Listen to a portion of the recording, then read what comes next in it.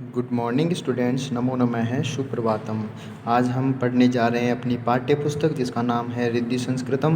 तो रिद्धि संस्कृतम का जो शुभारंभ है वो करते हैं अपन प्रातः वंदना से। जो प्रातः वंदना है वो है करागरे वसते लक्ष्मी, कर मध्य सरस्वती, कर मूले संस्थिता गौरी, नारायणी नमोस्तुते ते। इसमें बताया गया है या कहा गया है कि करागरे वसते लक्ष्मी, कि हाथ के अगले भाग में माता लक्ष्मी का वास होवे।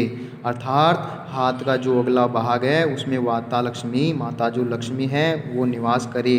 कर मध्य सरस्वती, और जो हाथ का जो मध्य भाग है उस पे माता सरस्वती का निवास होवे। कर मूले संस्थिता गौरी, कर मूले संस्थिता गौरी, और जो कर का हाथ का जो मूल भाग है वहाँ पर गौरी अर्थात माता गौरी अर्थात माता पार्वती संस्थिता स्थापित होवे। और नारायणी नमोस्तु ते, हे माता नारायणी हम आपको नमस्कार करते हैं।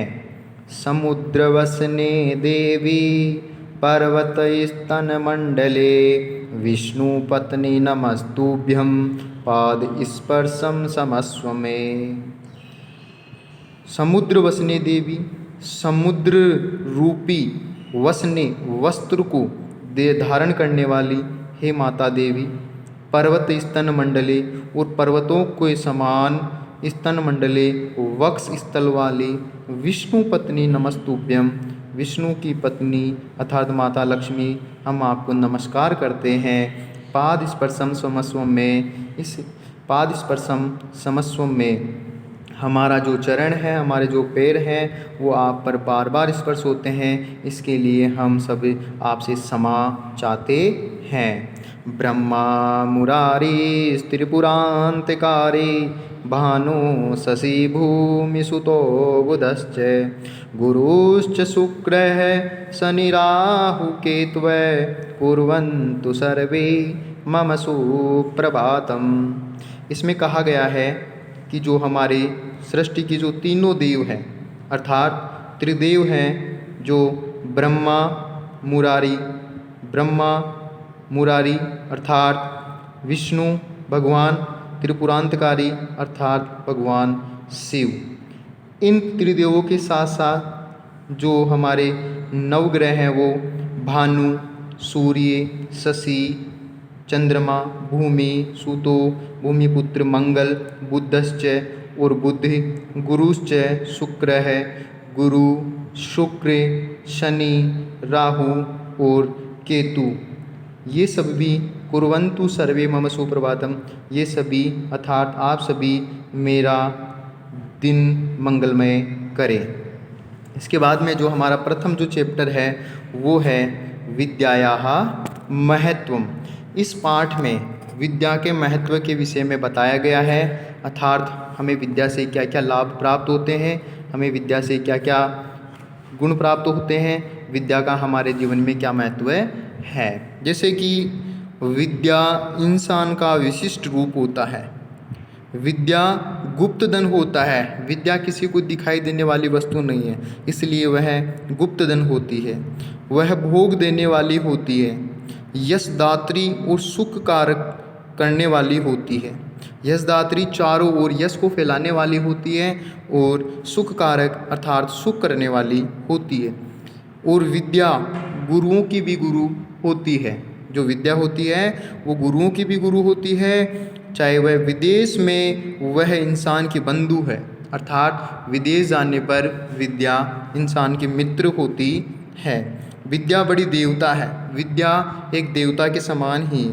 राजाओं में भी विद्या की पूजा होती है, राजाओं में भी विद्या की पूजा होती है, ना कि धन की।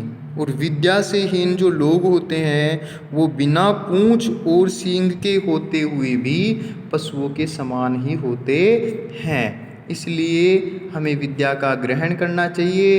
यही हमारे जीवन में विद्या का बहुत ज़्यादा महत्व है, इसलिए हमें विद्या प्राप्त करते रहना चाहिए।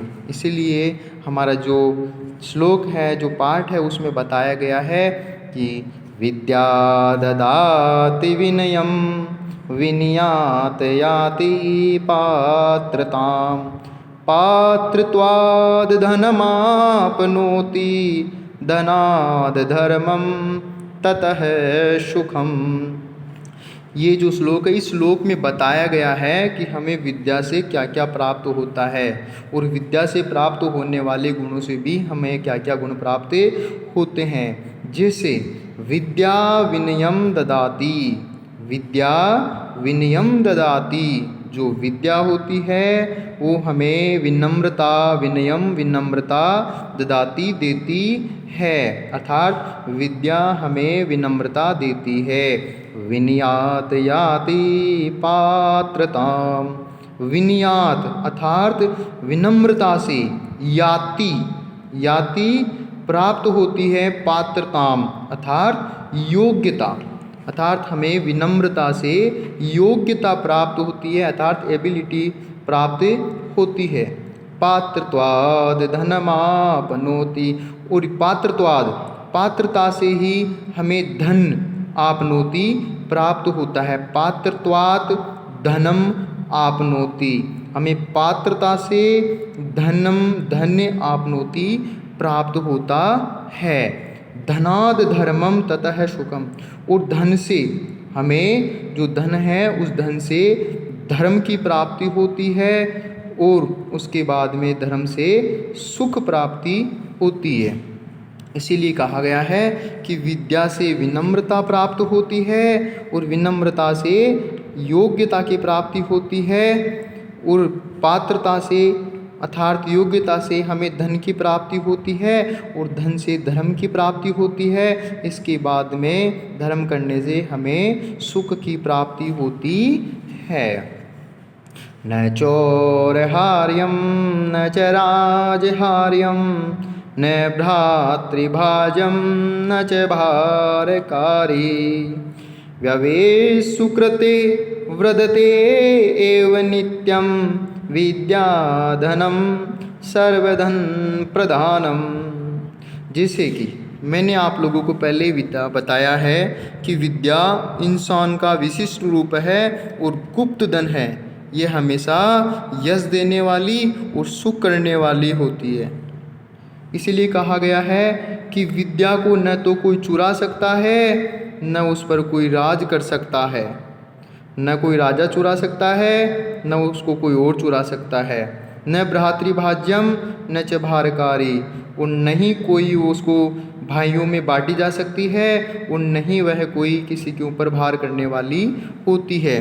जो विद्या होती है वो तो व्यवेषु कृते व्रतते एवं नित्यम, व्यवेषु कृते व्रतते एवं नित्यम, जो विद्या होती है वो तो व्यव करने पर ही हमेशा बढ़ती रहती है। विद्याधनम, जो विद्याधन होता है वो सर्वधन प्रधानम, सभी धनों में से प्रधान धन होता है। न चोरहार्यम न च राजहार्यम, न चोरहार्यम न च राजहार्यम, न तो विद्या को चोर हर सकता है अर्थात छीन सकता है और न कोई राजा विद्या को छीन सकता है या हर सकता है।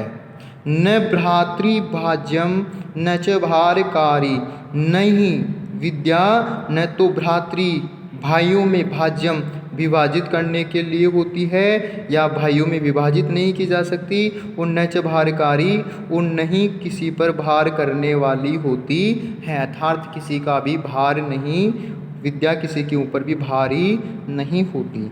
व्यवेषु कृते व्रतते एवं नित्यम, और विद्या तो ऐसा धन है जो हमेशा व्यवेषु व्यव करने पर खर्च करने से हमेशा नित्यम हमेशा वृद्धते एवं वृद्धते, वह हमेशा बढ़ती ही रहती है। विद्या ऐसा धन है जो हमेशा व्यव करने से हमेशा बढ़ती रहती है।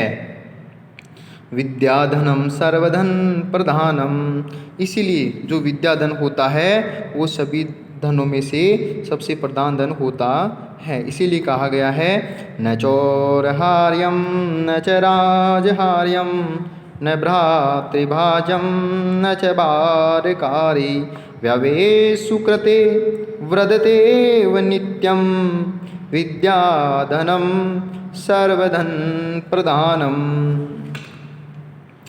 विद्यारूपं कुरूपाणां निर्धनानां धनं तथा निर्बलानां बलं विद्या साधनीया प्रयत्नतः। जो विद्या है वो कुरूपाणाम, जो रूप वाले नहीं होते, जो सुंदर रूप वाले नहीं होते, उनका भी विद्या रूप होती है।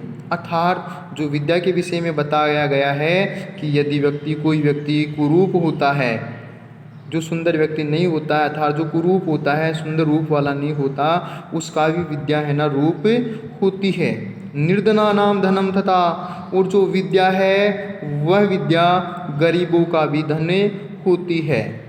निर्बलानाम बलम विद्या, और जो बिना बल के निर्बल होते हैं, जो बिना बल वाले होते हैं, जो बल से हीन होते हैं, उन लोगों का भी विद्या बल होता है। साधनीय प्रयत्नतः है, और हमेशा प्रयत्नतः है साधनीय, और हमेशा विद्या प्रयत्न से साधनीय, साधने योग्य होती है, साधने योग्य होती है।